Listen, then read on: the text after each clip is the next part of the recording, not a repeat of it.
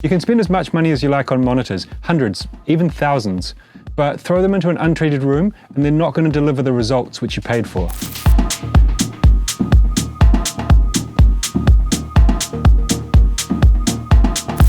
Hey guys, Dilby here. Welcome back to the channel. If you're new here, make sure to subscribe so you don't miss any of the regular videos I've got dropping. I feel like acoustic treatment is one of the most important but most overlooked pieces of music production kit. You can spend as much money as you like on monitors, hundreds, even thousands, but throw them into an untreated room and they're not going to deliver the results which you paid for. To be honest, for a long time I didn't even realize it was that big of a deal. But honestly it is. I'm assuming if you're watching this, then you're already aware that acoustic treatment is important and you just want to know how to get it done easily and affordably. Well, that's great. So let's get into it.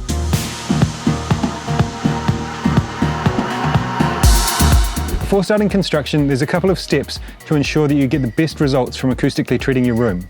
First, you need to find your ideal listening position in your room, and then you need to optimize your speaker setup based on that listening position. These are super important steps, and they really play a big role in how good your room is going to sound in the end. Now, I'm not an acoustician. I can barely spell acoustician. So I'm going to put a link in the description to Acoustic Insider's free home studio treatment framework.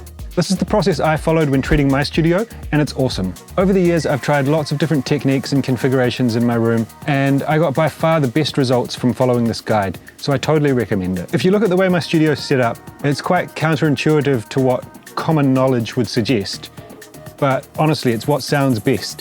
If I hadn't have used the home studio treatment framework, I probably would have never come to this conclusion, and it's honestly what sounds best. This is in no way sponsored or associated with Acoustic Insider. I just really support what they do. They've got an awesome YouTube channel too. So first of all, get your listening position and your speakers sorted, and then let's build some panels. So step 1 is order a cubic ton of foam panels. Step 2 is cover every inch of your room. We're done. No, I'm joking. Honestly, foam is useless. It's way overpriced. It's basically a total scam. Oh, well, there is that special Pro acoustic foam, but that's even more of a scam and even more overpriced.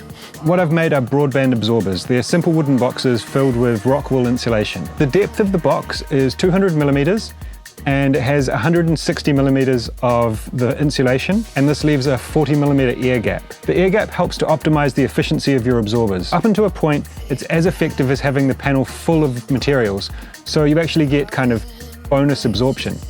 Great. Here's a graph showing the absorptive properties of these panels. This is based on the panels being mounted flat against the wall. In order to treat the really low frequencies, we need to place them across the corners. This adds a much larger air gap, which basically extends the effectiveness of the absorbers.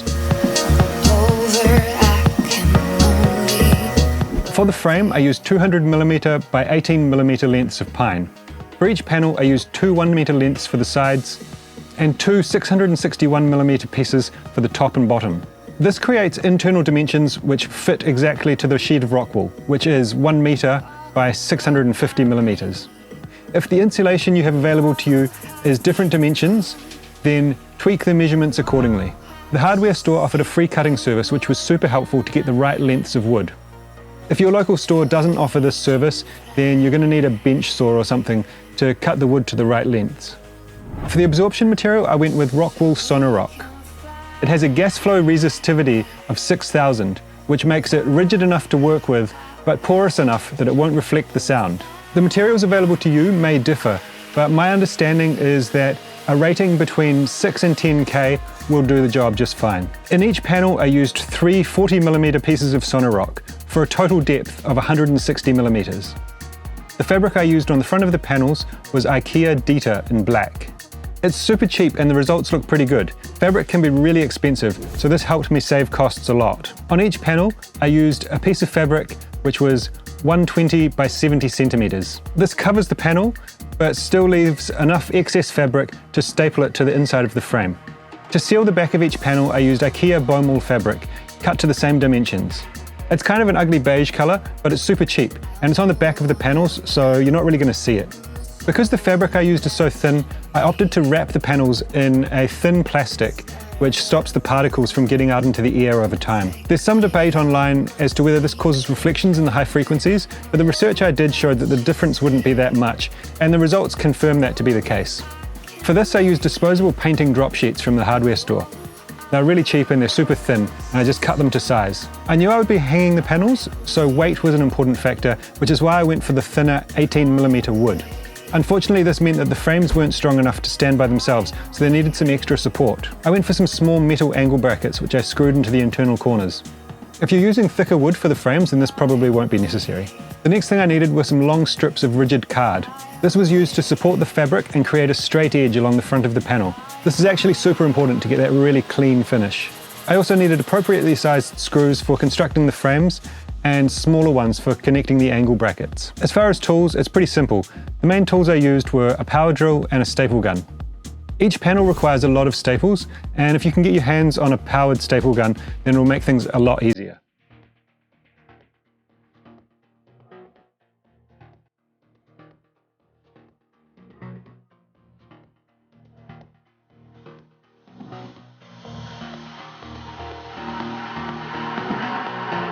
The first step is to construct the frames of the panels. Because of the thickness of the wood that I used, I found it quite hard to do this, so I used these blue cargo straps that I had on hand to construct the box before I drilled it. The construction of the box is done with the 1 meter lengths on the sides, closed off with the shorter lengths on the top and bottom. It's really important to drill pilot holes for the screws. If you don't do this, then it's likely that the wood is going to crack. Having a second power drill saved me a lot of time from changing over the bits between the drill and the screwdriver. So if you can do this, I really recommend it. For additional support, I added an angle bracket in each corner, which were fastened with 2 screws. The screws I used for the angle brackets were so small that I was able to screw them in directly without drilling pilot holes, which saved some time. As a bonus aesthetic measure, at this point I applied some wood stain to the outside of the frames. This step is purely optional, and the raw wood does look fine, but I feel like it elevates the look and gives them a kind of sophisticated rustic vibe, which suits me great, being a man of culture after all.